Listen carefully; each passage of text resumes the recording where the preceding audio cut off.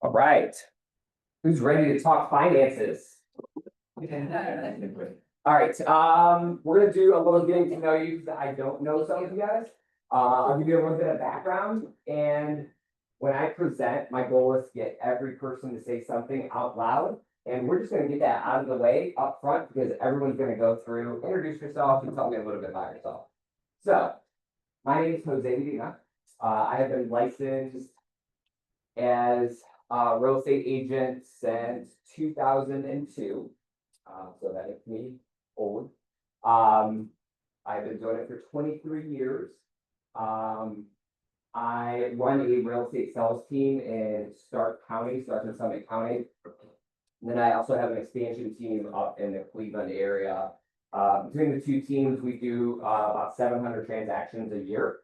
I'm not like a lot of team owners that just like manage. I don't love that. I love going out to listing appointments. I had a listing appointment today at 10:30, got the listing, going on the market on Monday. So I live in the same world that you guys live in, with actually meeting with clients, etc.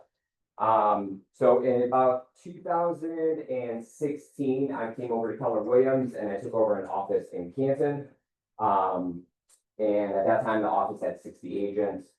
Fast forward to today, we have 300 agents, and then I've also been given other opportunities. So I'm the operating partner of Keller Williams Legacy, Keller Williams Shervenick, Keller Williams Living, and Keller Williams Elevate. And you're like, I don't know what an operating partner is. Most people don't. My job is to make sure that our leadership team has all the resources they need. I'm work with Danielle to make sure that we're hitting our recruitment numbers, and our agents at the office are getting what they need. But the big part of what I do is the financial side of a market center. So every month I'm looking at the budgets, I'm looking at where can we cut money, where can we make more money. So when it comes to Ignite, I always get the financial section of it because it's what I eat, sleep, and breathe.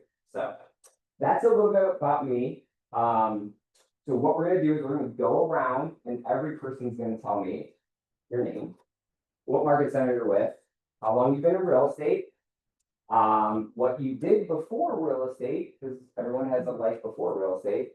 And then if you're so bold, something that you've learned in the last 3 weeks through Ignite. It could be something small, it could be something that you were reminded of and you knew already.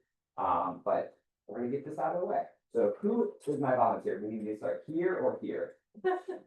You? Look at that volunteer. All right, we're gonna go this way. Okay. My name is Andrei Strumyatin. You probably figured out from my accent, I'm not originally from here, from Alabama.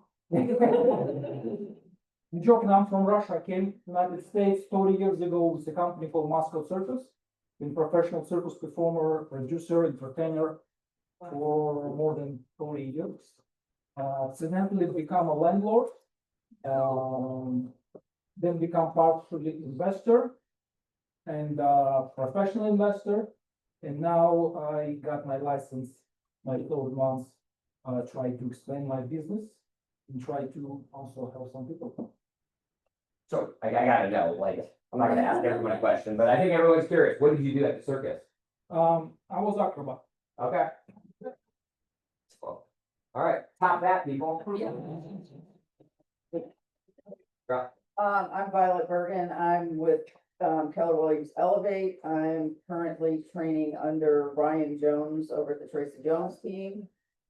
I am coming back to the workforce after being disabled since 2014. I'm a jack of all trades. I've done taxes, I drove truck, I did HVAC. You name it, I've probably done a little bit of everything, home remodeling. That's pretty much my story. Cool, awesome. My name is Janice Scales. I'm in Keller Williams Living. I've been a realtor for a while. I'm trying to get back into it. My mother is ill and I've been taking care of her, and then I got a little challenge myself. So I'm trying to get back into it. Thanks for being here. Hi. Nettie Lopez with Free Mass Crossroads. Maybe transitional. I've been licensed since 17, but kind of in and out doing it part-time, and my goal is to be full-time this coming year. So I needed a little butt kick and more refreshers, so this was a great, chance Like, you just- to.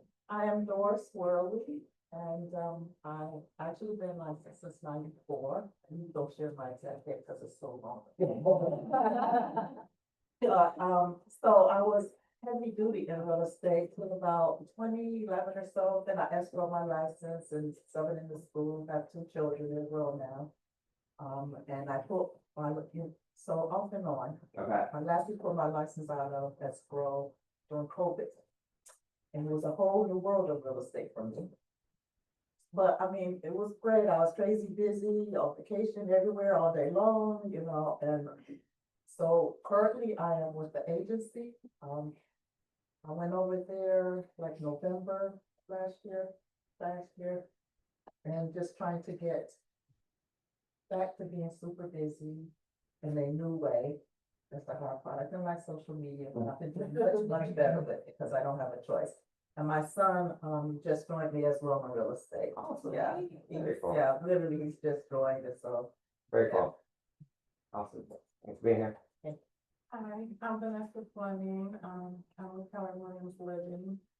Before real estate, well, I'm still working, but I'm in HR, on recruitment side. Yes, my goal is to transition into real estate, but just working to kind of build up like a book of business. So like this was helpful, a lot of tips and tricks on how to show your value. Awesome. Cool. All right, we're gonna have to speed this up, so this is gonna take a while. Go. My name's Alexis Smith. I am with Keller Williams Living with, Brothers of Latin's team. I've been in less than a year, like 10 months now, and I still work a full-time job in software, so. Yeah, kind of like she said, I'm trying to transition at some point, Right. but yeah, still pretty, haven't done any reviews, full transparency. Cool. Hi, my name is Gonzalo Fernandez. I am with Case Review Elevate. And I was licensed on July 19, so I've been in this like maybe 2 months. And I'm currently a teacher for Cleveland School. Looking forward for early retirement. Nice. Hey, I'm Renee, I'm with Living. I'm also on Curly's team. I've been licensed about 4.5 years, but I was kind of a part-time due to other like things. So awesome. Laszlo Jose with Living, I'm a licensing agent. I got my license 3 months ago. She's the best agent I know, so I'm just trying everybody. She's whipping you into shape. Yeah, she's trying. Hi, my name is William. I just transitioned over to Keller Williams Living. I've been licensed for around 5 months now. I just started that permission to be so very important. All right. Good hands. My name is Selena Powell. I just transferred to Living as well. I've been licensed since January. Trying to move into this full time and have a full-time job with New York Life Insurance. Okay. My name is Mo Grubal. I am in my 2nd year in real estate with KW Living. I'm also on the Easy Sales team with them. And I still am a part-time server bartender, trying to get out of that. Nice. I'm Zanita Ali. In my former life, I was a teacher for 23, 24 years. Had to transition because of medical issues. So I've been licensed since September of last year, so I just had my 1-year anniversary. And just recently closed my first buyer deal and have my first listing. So Let's go. I'm happy.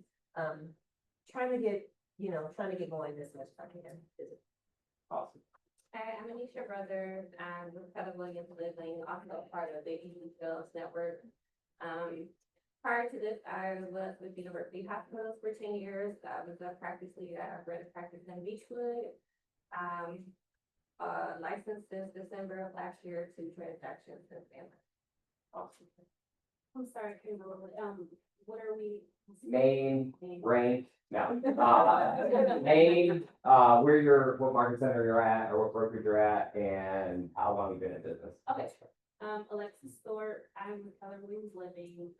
I got licensed last year in April. And Jake Justice, I've been licensed for about 3 months now. Previously, I was in, new home sales for about 3 years down in Columbus. I'm Dana Roman. I've been licensed for about 4 years. I'm on the Elevate with Diana Westlow's team. And I still work as a dental assistant 3 to 4 days a week. It's Luke. I've been licensed just over a year, and before this, I was in corporate Chick-fil-A. So Luke is the new productivity coach at Elevate. Luke, in your first year, what did you how many transactions and volume did you do? 34 homes and just over 9 years. Yeah. Pretty good first year.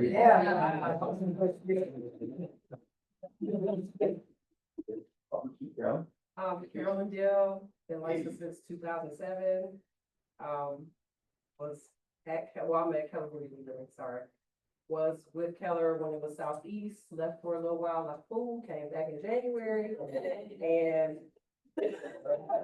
my previous life, I was on the ALC, I did a few other things.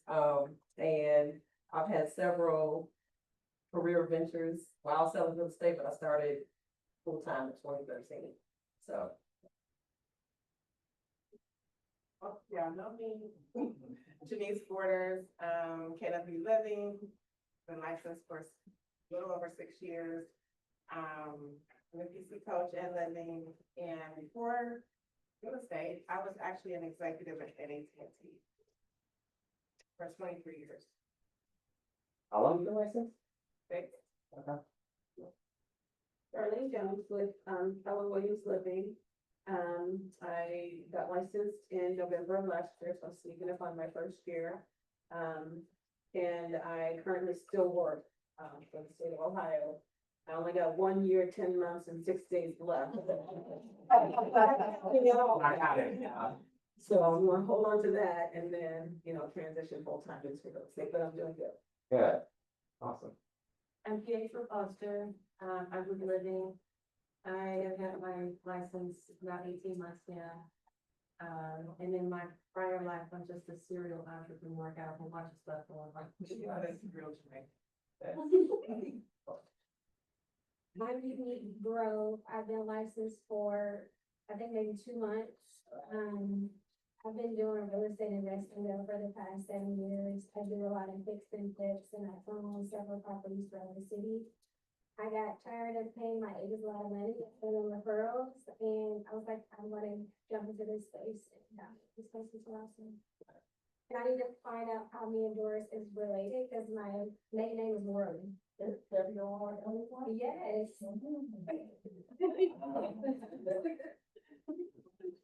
Now we're all family. I'm Sabrina Scott, I'm with Keller Williams, Elevate. I was licensed probably about 2 months ago now. That was just a stay-at-home mom before this, so I'm excited to get into it.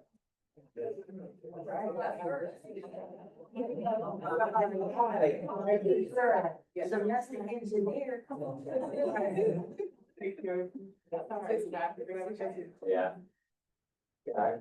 It's from Mohan, I go by Mohan, short and sweet.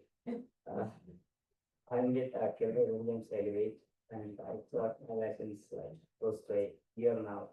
And I have a full-time job as a data analyst for a healthcare company. I'm trying to transition into real estate. Awesome. I'm Greg Brooks with Living, been licensed since 2019. Do that for part-time, previous life, regulatory and quality assurance with medical and compounded. Switched to real estate 2 years ago full-time. Doing that, as well as investing, stuff for medical slips, specialized in investment side of the world. Joining my new team here, back in the time that I started. Decade, obviously, living as well, under his team. I worked with Andre for years, buying, fixing flips and rentals myself, and kind of pushed me in the pool and said, get your license, let's get going. And, I'm a mortgage lender, by day and, will be transitioning in the whole realm of real estate. Awesome. My name is Lazar. I'm also with Andre, Keller Williams Living. Same thing as Zach pretty much. I was doing, did flips, I did rentals. And then Andre was like, come do real estate with me, and I was like, okay. Did he say that you have to wear black shirts tonight? They're team uniforms. So I'm gonna put you on the spot, Andre. You just heard a bunch of people say, I'm in this career, I would really like to get into real estate full time. You made the leap. It's a hard leap. When did you know it was time to go over here and like, I'm done leaving, I'm gonna leave corporate and get behind me? That's a multifaceted question and answer. I guess to simplify, I think part of it was, accountability, with respect to time and financials. And that may link to your presentation today, so I think it's important to the guys on my team to do it at night. Back when I first started, it was different, but, you know, basically, the accountability part is that when you're being able, you know, I was handling regulatory quality operations for the company, and we're growing, we're still growing, I'm still a shareholder, I just do more meetings there.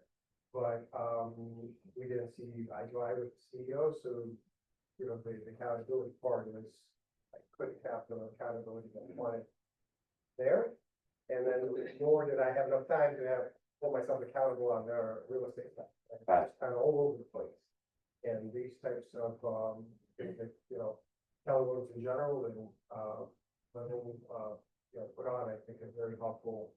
Even if, you know, somebody's doing a lot of volume, right, it's just brings us back to, okay, back to the basics. Yeah. So, and then financials, well, that one is different because you hear it a lot in the investment part of real estate is, okay, how do you quit your 9 to 5? Making sure, so for me, that was rentals and so on and so forth. Yeah.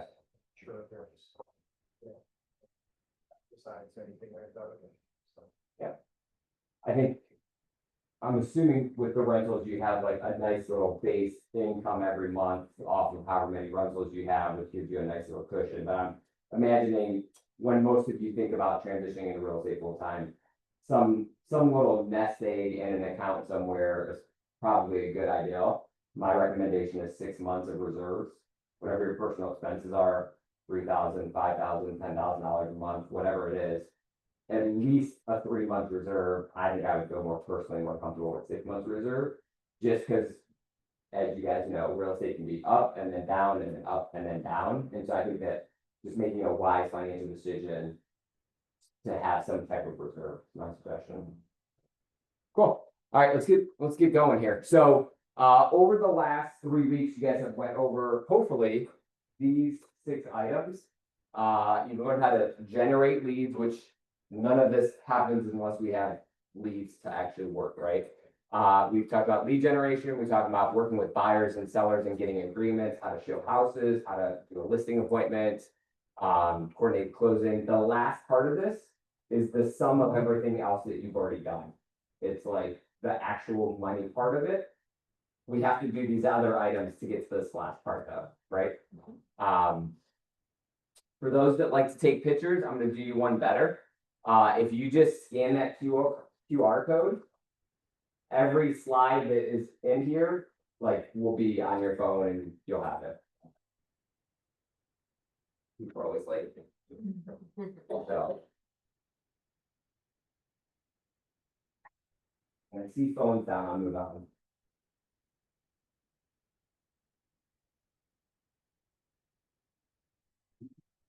Good. Oh, you good? Yes. Okay. All right. So before we get into the actual financials, this is a little self-assessment. Of did it work? You guys got it? Yeah, the Wi-Fi in here. I'm on it and it's still pretty slow. So if you find amphitheater, Crown Amphitheater. It's meeting capital M and then one, meeting capital M one.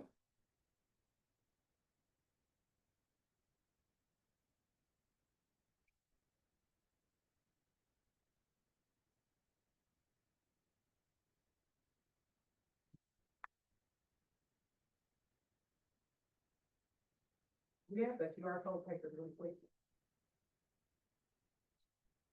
Big trail, baby.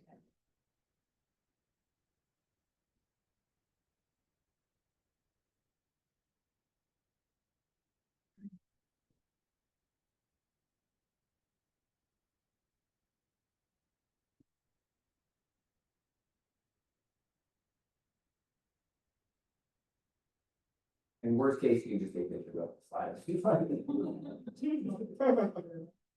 Yeah, you can just take a picture of that and And do it later. that's smart. Yeah. No? Okay. Sounding bad down here.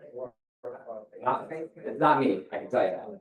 All right, so let's keep moving. Hopefully get a picture of that. So the first part of this, I would like for everyone to just take a self-assessment, you know, tell your neighbor, I'm not gonna call on you. But when I think of financials, and I think of selling real estate, I think money is good for the good that it can do. You know, everyone has different financial goals, but when I look at it, I see that there's 5 different stages of financial independence. And so if we go through the first one, it's financial instability. And what that looks like is most of the time I'm covering living expenses. And most of the time I'm not going into debt on a monthly basis. The next step up from that is financial stability, which means I'm covering living expenses. And I'm not going into debt, like I'm not going backwards every month or every year, right? The next level up is financial security, which is, yeah, I got things covered. I'm not getting into debt. And also I'm starting to put money aside for retirement, right? The next step is financial freedom, which is comfortably sustain the lifestyle without having to work. I think we all probably took a poll, that would be where we would like to be at some point, right? And then the last part is like, I can do what I want, when I want, without having to worry about if the hotel room is $300 a night or $1,200 a night. You get to do what you want, and that's the real like wealth part of it. So the goal of all of this, the goal of why we're out there selling houses, the goal of what we're trying to do is to have money to fund our life. Work funds our life, it's not our life. And so my hope is that maybe you take 1 or 2 things out of tonight that if we were to run this class back a year from now, you can say, hey, Jose, I'm on the path through financial stability to more financial security, right? That's what the goal is. That's what we're trying to do, is get you moved along the path. Make sense? Cool. All right, so there's 4 sections that we're gonna go over tonight.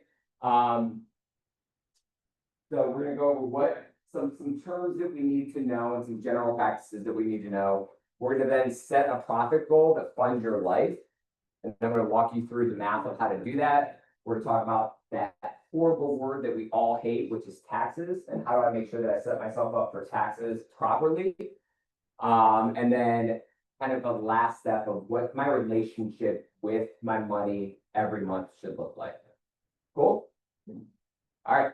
So in MREA, if you don't know, you non-TW people, MREA is a book that's written by Gary Keller. It's called Millionaire Real Estate Agent. To me, it's the textbook of how to run a real estate team or run a real estate business. And so one of the concepts in there is called lead with revenue. Okay, so lead with revenue when you're talking about running your financials in a real estate company is just simply, it's just, hey, I'm not going to spend the money until I have the money. I'm not going to spend the money until I actually have the money. I have a 19-year-old daughter that I've been trying to drill this hole in her head for like, I don't know, 4 or 5 years now, ever since she got a debit card. You have to have the money to spend the money, right? It's just a general financial principle.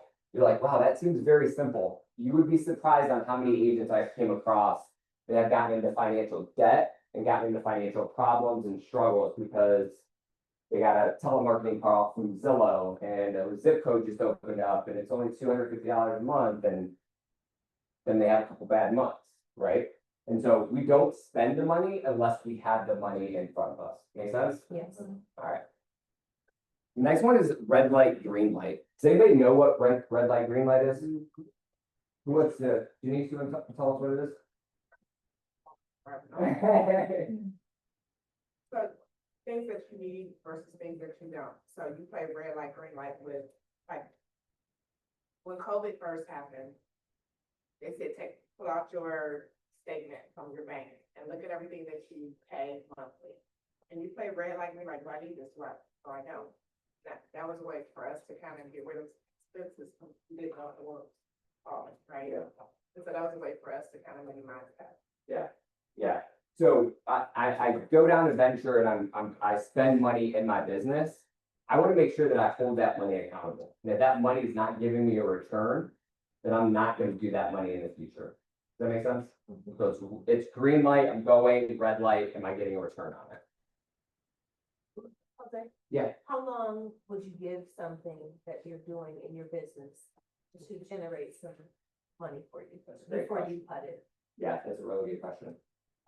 It depends on a couple of different variables. One of the variables is financially, where are you at in your journey? If I don't have much money and all I'm spending is like this much, I have a pretty short leash on that money, right? If I'm running a business that's doing 300 transactions a year, I can let that play out a little bit longer. It also depends on how you're spending the money.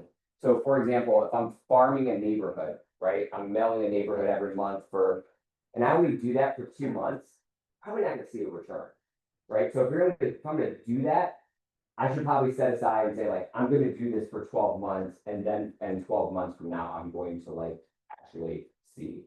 Now, something shorter like internet leads, let's say, I would have a much shorter leash on that. I wouldn't probably take that out more than 6 months before I'd be really looking at the numbers. Make sense? Yeah, thanks.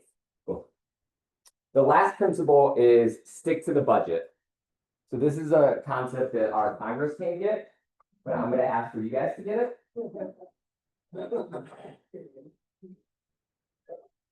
So stick to the budget is critical because it assumes, which is a big assumption, it assumes that we have a budget, right? And so usually when we talk about budget, there's usually a couple of different types of people in the audience. One is, I'm a budget person. I love budget. I have an Excel spreadsheet going at all times, and like that's my jam, and I love it. How many people like that do I have? 1, 2, 3. Okay, that's all right. And then I usually have a group of people that like January comes around and like I have a budget, but by like February 23rd, like I don't know where my budget's at and I'm no longer tracking it. Who are those people? Okay. How many of you guys are like, I don't do budgets? Fine. Okay. So there's a couple people that didn't raise their hand. I'm not sure where you fall at, but sticking to the budget is just that. It's what I would call is what's my relationship with the money that I'm spending? What's my relationship with the money that I'm spending? Is it just like willy-nilly? Am I keeping every dollar accountable? But sticking to the budget when you're running a business is really, really critical. So those are the 3 concepts from MREA. So let's talk about some terms that we all need to have this conversation together. So GCI, who knows what GCI is? What? Gross commission income. Gross commission income. Okay. So if I sell a house, there's a $7,000 commission. The gross commission income before anything is deducted is $7,000. Make sense? Mm-hmm. All right, cost of sell. So cost of sell is a term that goes and it accounts for anything that happens only when I have a sell. Okay, only when I have a sell does that happen. So what does that entail? A cost of sell includes If I have an agent on my team and I'm paying them 50%, my cost of sale is 50% of that. If I have a transaction coordinator that I pay $350 per closing, that goes in cost of sale. If I have a brokerage, if I haven't capped yet and I'm paying a brokerage, that cost of sale goes in there. Make sense? Cool. Cost of sale and operating expense, people get confused. Operating expense, on the other hand, is, it's an expense. It's lead generation, it's salaries, it's if I rent an office at the market center, it is my dues, all of those type of things. If I do a client party, all of those things fall under operating expense. And then net income is everyone's best friend, how much we're actually taking home at the end of the day from our business. Make sense? Cool. So the 30, 35, 40, oh, here we go, I got this. So which one of these in the income, if I'm putting my business together, my real estate sales business, which one of these shouldn't probably be in my profit and loss statement if I'm running a real estate sales business?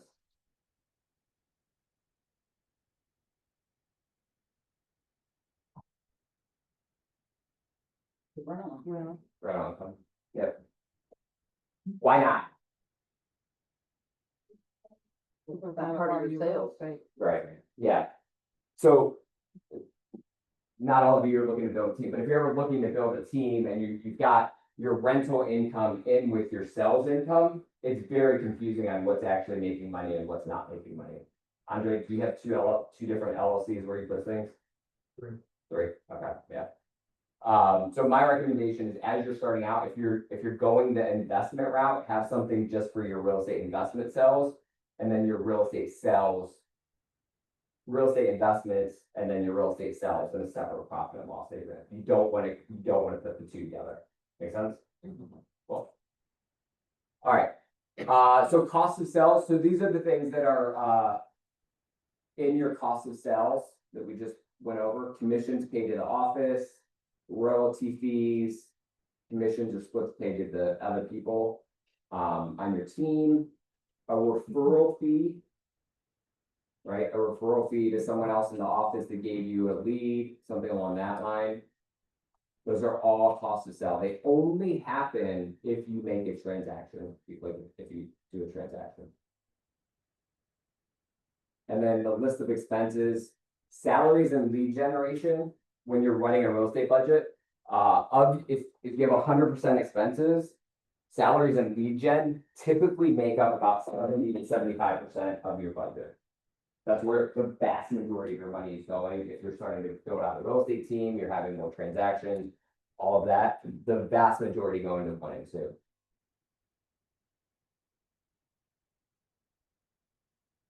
So what MREA says is my GCI is at 100%, 30% of that is going into cost of sales, 30% of that's going to my expenses, and I'm netting 40%.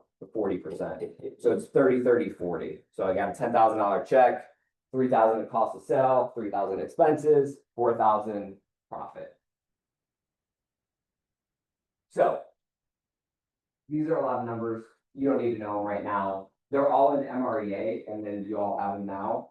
But like as you're building out a team, these are important numbers to know about how much I should be spending on different things, like percentage wise.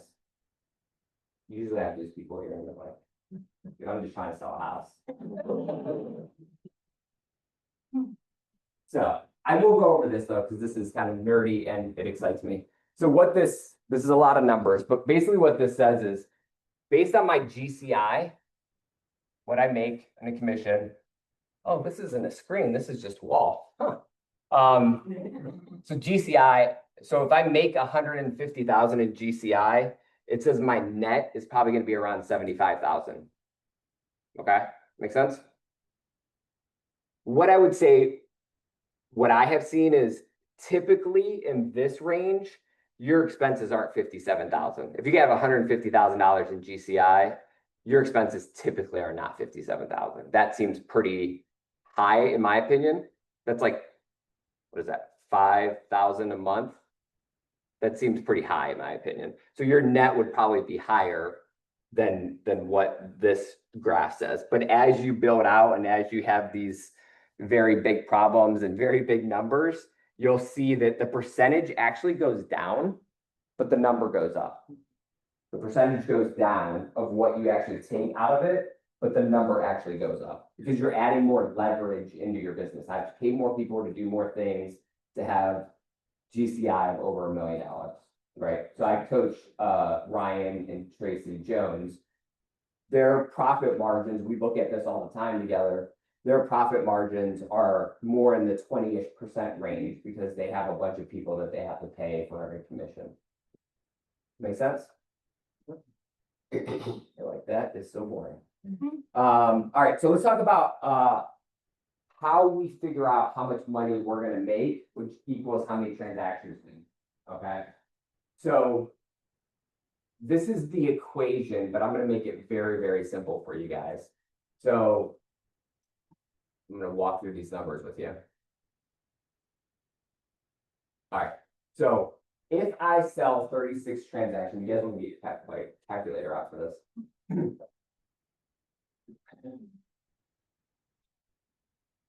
So let's say I sell 36 houses in a year. How many people would love to sell 36 houses in a year? How many people want to be Luke and have 34 transactions the first year? Cool. So let's say my average sell price is $225 and my commissions are negotiable, but my commission's 2.75%. That means on every deal, I'm making about $6,200. Make sense? Okay. So that means my GCI before I get into anything else is going to be $223,000. Not a bad year, right? Business expenses, MRE says maybe 30%. I'm gonna go with like 10 to 15, maybe even 20% when you're in this range doing 36 transactions. Cost of sale should be right around 15%. And so then you're gonna end up with your net number, which I had done beforehand, which I think was like 160, 170, something like that. We're gonna figure out your number. You're gonna figure out your number here in a minute. I'm gonna walk you through how to do that. Couple things to keep in mind. Usually when I teach this, did you have a question? You may touch on this, but is there a point in GCI that once you hit, you would recommend switching to S-corp? I would say if you're netting over like 150,000, you probably should have an S-corp, an LLC, and S-corp. Just have Yep. a payroll company pay your salary. Exactly. Yeah. All right, so let's talk about this. So Did you say net or gross? net. Couple things to keep in mind. Everyone has a different business. When we talk about cost of sell and expenses and percentages and stuff,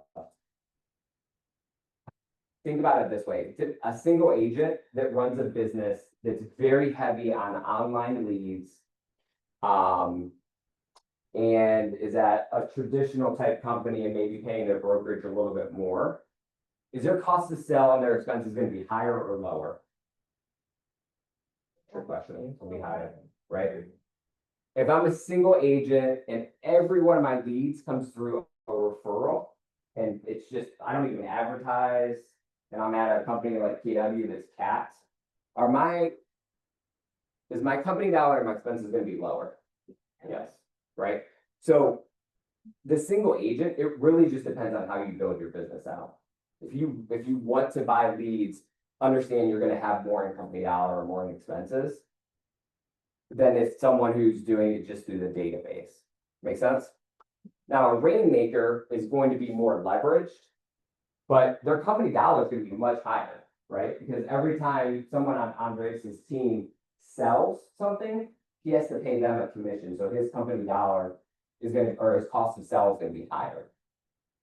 His expenses are going to be higher too, because maybe he's buying leads, maybe he's having to pay for training, maybe he's having to do all these other things to run a team, right? So that's just a general best practice. Then we always get the question of like, okay, so how do I figure out this if I'm a team member?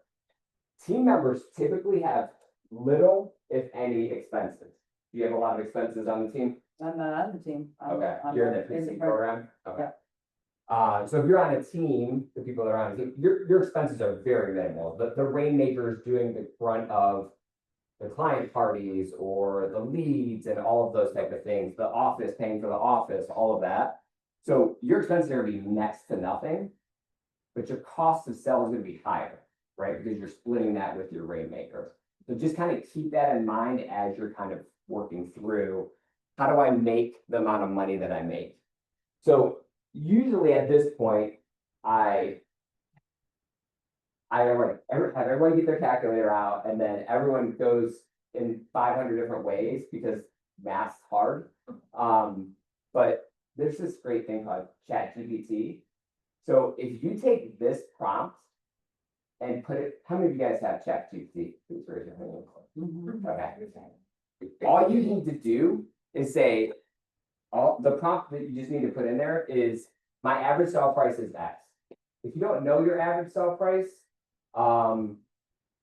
Living's average sale price, I believe, is around 275. Elevates is actually right around there too. Okay. If you're new, I would go a little bit lower than that. Do you remember what your average sale price was, Luke, for your first year?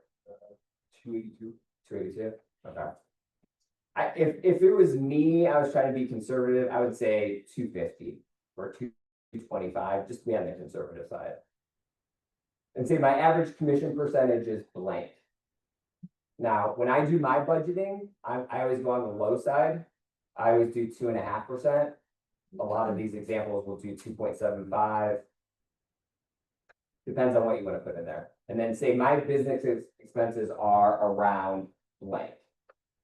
You guys know your business. Am I spending $20,000 a year on my business expenses? Am I spending 30,000? And then my cost of sale is approximately 18,000 or 25,000 or 30,000. And then all you say is, how many houses do I need to sell to have a net income of blank? $100,000, 150,000. And this wonderful device called ChatGPT will just spit out the actual number of houses that you actually need to sell based on those criteria. But how you incorporate here the percentage that you pay your team will be broken? So it would be under cost of sale. But how would you know? So you could say, if I'm on a 50-50 split with my team, I can say my cost of sale is 50% of whatever I sell. So you could put percentage there? Yeah. Oh, my God. Yep, yeah. So I'm gonna ask you, hopefully the internet's working. I'm gonna ask you to open your ChatGPT and like do that. Say, hey, this is me.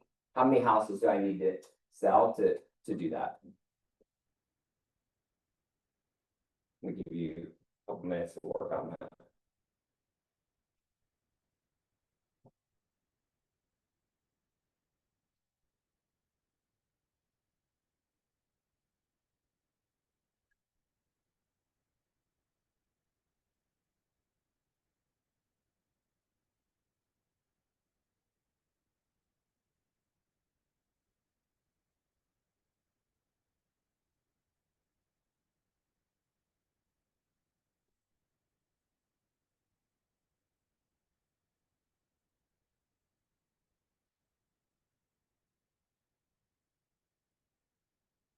When I did it, I just put approximately what my business expenses are.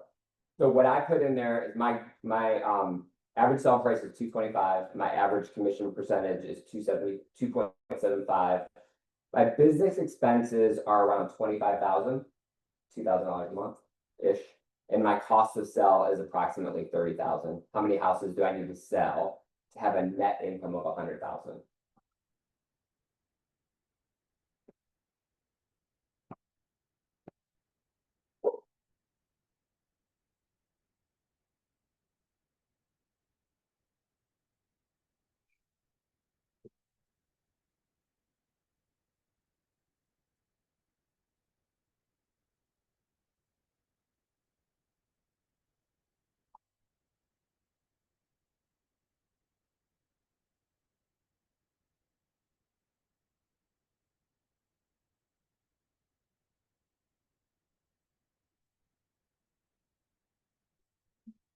you're wanting to put a percentage into your cost of sales, you can just you can say, my cost of sale is about 40% of my GCI, and it'll work, or 50% of your GCI, and it'll work.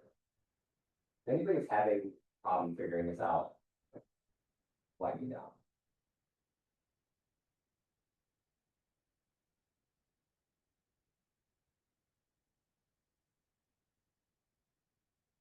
Good work. Good work. Get scared. It's scary? That's what I think, you know, because I think still sitting in our house is a year. Yep, mighty mighty. 90? Yeah. That's not what the goals we do. Maybe the percentage, I feel high, I don't know. What if a 3% commission? What was your average so far? That's it?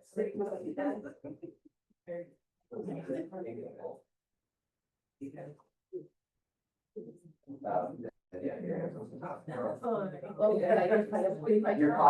your cost to sell is actually 30%.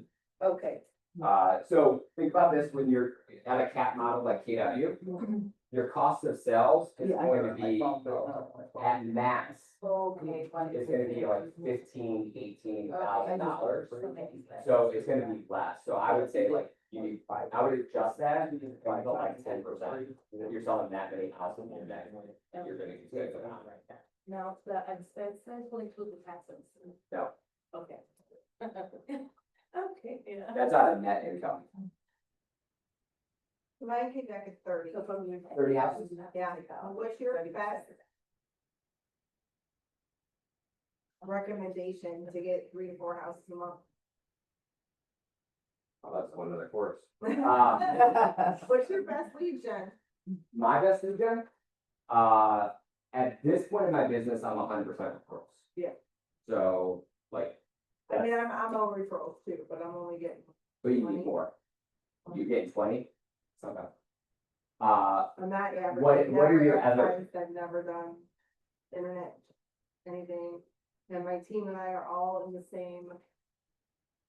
We're all in the same group of people and all, like, so we fight against each other, which is, we don't, but we do. We compete against each other. Right. Since we're all in the same. Okay, so we'll go off topic here for a little bit. Talk about Sorry. it. No, it's good. I'd rather talk about leads than money. When I think about a business, like a real estate sales business, think of a chair that has 4 legs. I think you have to have 4 legs of your business, 4 different resources to make that a stable foundation. So 70% of our business is sphere, past clients, or referrals. But that other 30% makes up those other legs in the chair. And so for us, we do spend online leads. We do a combination of Zillow and Realtor and pay-per-click. So we bucket online leads, and then we work pretty heavy for sub-owners and expires. And then we do a lot of branding, but we also do a lot of like marketing and stuff. So a lot of it's reputation as well. If I was a single agent and back in the day when I was building out my business, open houses, but I couldn't go a weekend without doing open houses. So that's easy business. My PC coach in here, if anything else you recommend for pillars of business? Too many times, social media, like heavily social media. Yeah. That's where people who already know you don't try. And when they see you for repetition, they're gonna, they're gonna reach out. One of the girls in the program today, she just put it out there for the first time today, and she got a lead already. She had never put it on social media, so. Yeah. Yeah. I think if you're doing 20 transactions right now from your database, the question I would be asking is, 1, what other pillars can I add in that don't cost a lot of money? Right. And then 2, what can I do to make 20 to 30 next year? Like I'm doing stuff on my database now to get 20, but what do I need to plus to make sure that I'm getting more next year? Is it more people or more touches? Is it more people or more touches? It could be both, right? Yeah. That's why I like farming is a. Yeah. You sell a lot in a certain area. Yeah. And farm that area. Okay. Did I, right, This may be a stupid question, but so like, we call it gross commission income. And that's including what you're paying to your brokerage. So like, my question is like, when taxes come around, are you, I guess, paying taxes on like that GCI number? Is it only what you're, after you pay your brokerage? correct. Okay, so that like, what you pay your brokerage is not something like you wouldn't necessarily write off. Correct. So So why do we call it? Yeah. Income though? It's just, So- I was just What- kind of confused. I didn't think So so. the GCI is the actual, let's say it's a $7,000 commission check, that's the $7,000. Let's say your brokerage takes $1,500 from that, so you get $5,500. I refer to that as company dollar, that's things that's money that's coming into my company. Right. At the end of the year, when you get a 1099 from the market center, you're gonna get it just off of the company dollar. Okay, You don't, that other part isn't even part of that, it's just on the 1099, it's the part that is actually paid to you. gotcha. Make sense? Yep, thank you. How many people got this and got their number? Okay, good, yay. Usually when I have you guys do the regular math, it's like 50%, so I feel like that's a good number. How many of you guys were like, that number seems like pretty doable, and I like, I'm okay with that number. Yeah? How about you guys? How about you are like, about having to sell 80 houses? Okay. Any ahas from this exercise? Like anything that we want to debrief from it?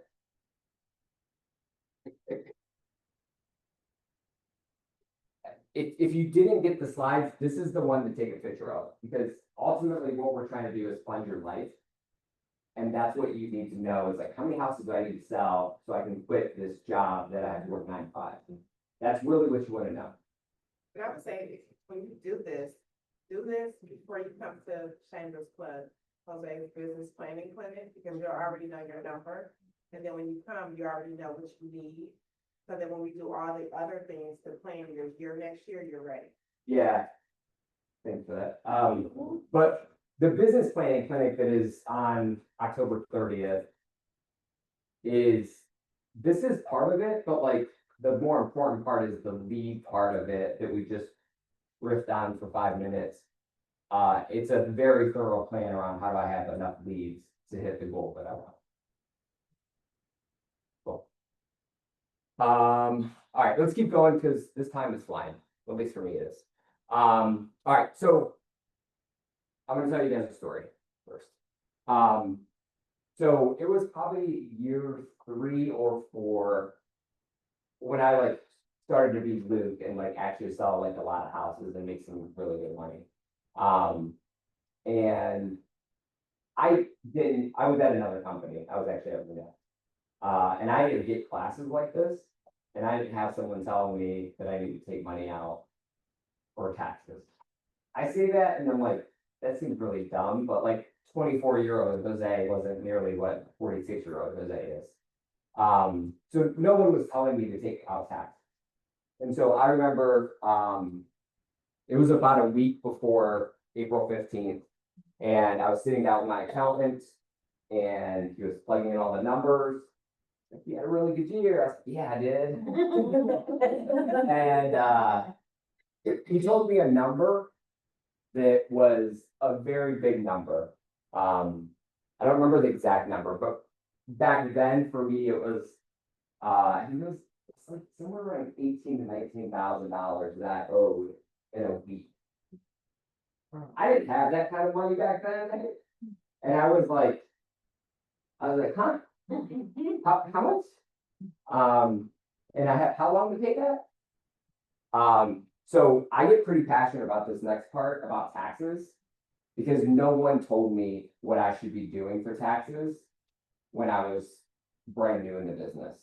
And I have seen so many agents get in trouble over this next slide because they haven't taken out money for their taxes. You get a big paycheck, we're like, woo! And then it's like, oh crap, that's $6,000 I just got in my account is gone, but yet I still haven't paid taxes on it. Carolyn? So, the other part of the conversation should be, we need to learn how to write off our expenses also, but not go totally crazy. Right, Yeah, to help offset which flow in taxes. yeah. You have any insight on that you wanna? I do, so I actually subscribe to QuickBooks. Right. I also, track my miles through Google Maps. If you have your the locator on your phone, it'll track all your miles for you. And it'll tell you where you travel to each month, and it'll email you a report. So, you have to sign up, you have to have Google Maps, and then you just have to make sure your locator is on your phone. And it follows you everywhere.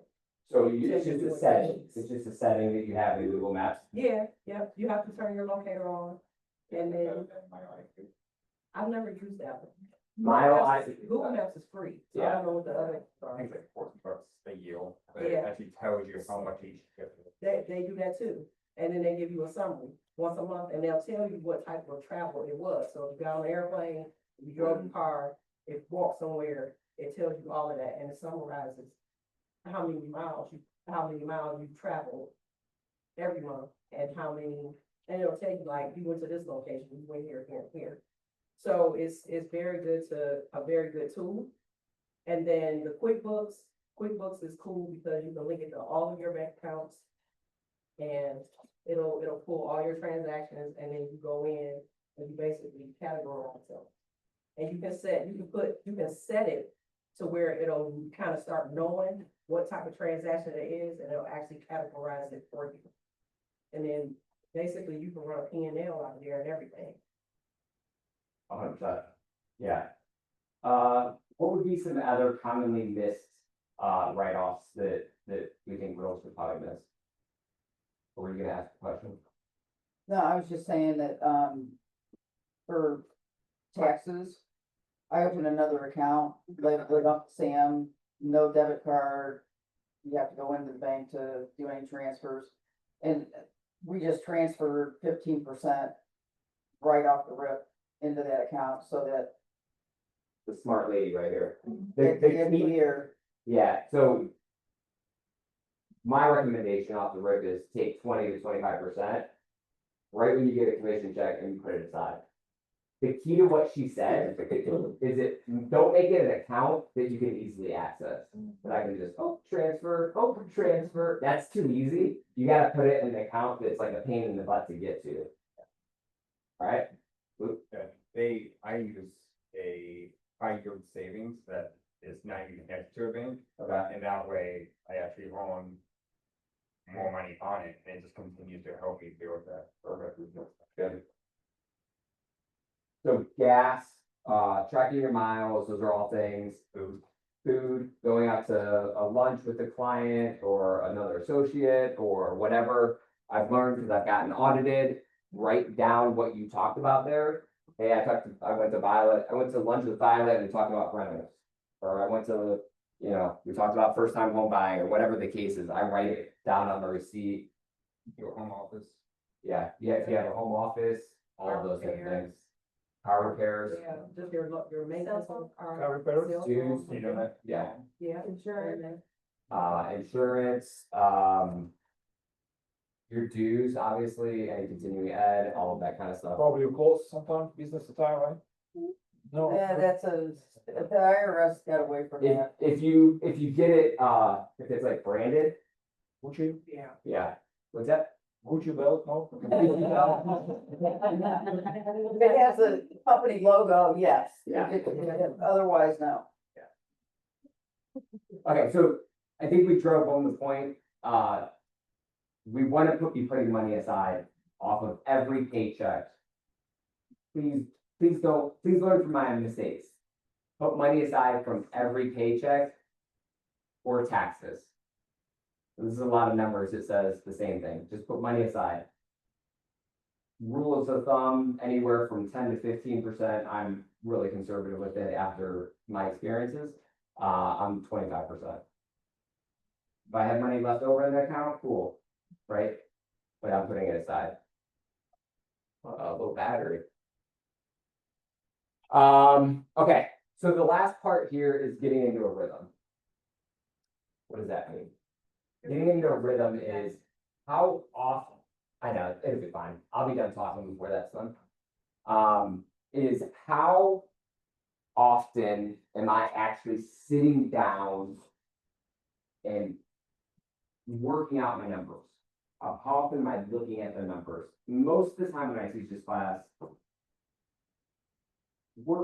lot of us are extroverted people that love to go do sales and love to be in front of people and maybe time in front of QuickBooks or a database or like that's not really why we got into real estate.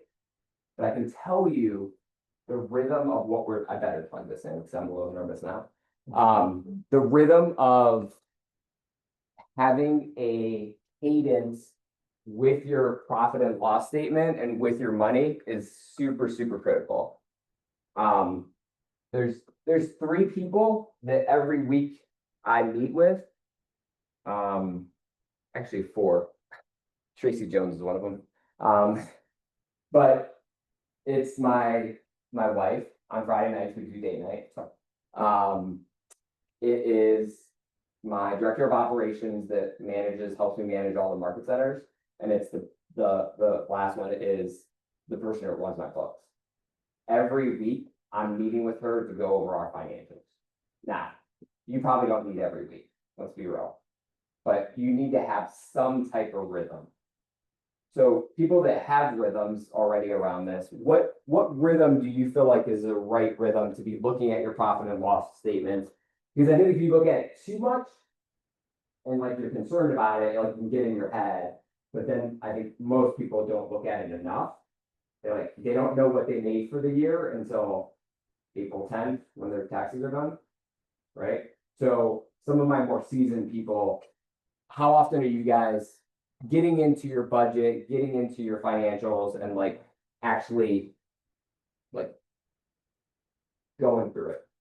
Budget I do once a month, and then each quarter I go and sit down with my financial advisor to talk about like what it looks like for my tax prepays and just so once a quarter meeting this month, just myself. Yeah, good. I think that's a great. Once a month is probably the right rhythm. Once a month. Okay. Yeah. So once a month is probably the right rhythm for most of us. Once a month. And then I like the quarterly review to say like, I'm ahead of last year, I'm behind last year. This spending is way up, this spending is way down. I need to spend a little bit more to get more leads, whatever the case is. But the point of it is to have a rhythm and have a relationship with the money that you're making. Make sense? Again, all of this is just to move us along. We don't have to be nerds and like spend 3 hours a day talking about financials. But the point of all of this is to make sure that we're moving along this path. All right. Make me feel good, like this was a good use of my time and your time, and I didn't bore you to tears. Give me 3 things that you learned today that an hour and a half ago you didn't know, and that might help you in the next couple months. I just need 3 before I let you guys go. Have some backup resource before you jump into something. Yeah. Yeah, I'm thinking of saving some things before I start next year at full time. Thank you. Depending on how conservative you are, the more you want to have saved, or the less you want to have saved. Yeah. I honestly wish that someone had told me that number before I started to do this. I had a lot of, like the expenses you have at the very beginning, I was not totally. Yeah. I wish that I had to. But so the problem with that is like you jump in and you don't know that. You hit a bad 30 days, 60 days, and then you're like panicking. And sometimes you cross and have a commission breath. Like I just need to make a commission sell on it. Or you're not mentally there because you're so worried about a bank account. you know, or whatever the case is, so, yeah, I think that's good. I think also like. At some point, you also just need to jump. Sure. Right, you gotta be wise about it, but you also have to like. Get there, Right. yeah. To be more organized with my money, be more organized with my income and my expenses and make them. Like, let my money work for me instead of feeling like I'm chasing my money. Yeah. Good. Good. All right. Any questions? I mean, we have 8 minutes. I am here for the next 8 minutes. If you would like for me to answer any questions, you got. We can open it up for question and answers. I would say if you do get a minute, there's this thing called like master faculty. I'm trying to get to master faculty, with KW as a destination. If you liked, if you thought it was beneficial, my name's Jose Medina. If it's not, my name is Danielle Sullivan. If you just take 5 minutes and give me, a reading or whatever. That's all I have. You can either leave, you can ask me questions, whatever. Whatever you guys want to do, I guess. For y'all leave, Danielle told me to take a picture of the class. Okay. If you forgot. Jose, I think one of the books that helped me recently that I read, was Profit First. Mhm. I don't know if you read that I one. have, yeah. And, I used to work for HR Block. Okay. I had 7 years with Block. So it's, and with what happened in 14, I haven't been able to do that line of work. I still do personal taxes and stuff, but I don't do it commercially anymore. And, so remembering, you know, that where the tax brackets change. So yeah, when you're making so much money, yeah, you jump from 15% to 20 to 25 to make sure that you're covered. Yeah, the book, if you're, I feel like a lot of people don't read anymore, but if you're a reader, or audiobook, Profit First is a good one. The concept is, a lot of, the way people look at financials, a lot of times in businesses the wrong way. And some of the practical things that he talks about is actually like what you said, is putting a certain money aside for each bank account, and it's a good book. You said it's Profit First. Profit First. Is that a Gary Keller book or no? No. What's the Gary Keller book that you were talking about in the beginning of the class? MREA, Millionaire Real Estate Agent. It's boring, I'm not gonna lie. It's like a textbook, right, Jay? It is. It's so But it's boring, so finished. but it's good. I don't read it as like I'm sitting down to read a novel, like I use it as a reference book when I run into something in my business. If you want another book that is really good, it's easier to read, is The One Thing. Yeah. By Gary Keller. You can read that. Yeah, Yeah, The One you can Thing. read it fast. Yeah. It's Ignite 20. Financials. Was Ignite 20 says plan your future, but that's what I put in. Ignite 20 though. All right, I'll be up here if you guys have any questions. It's good to see you guys. Look forward to getting. Listening to KW. And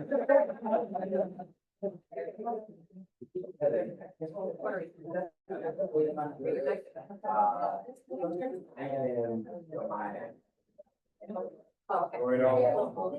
yeah.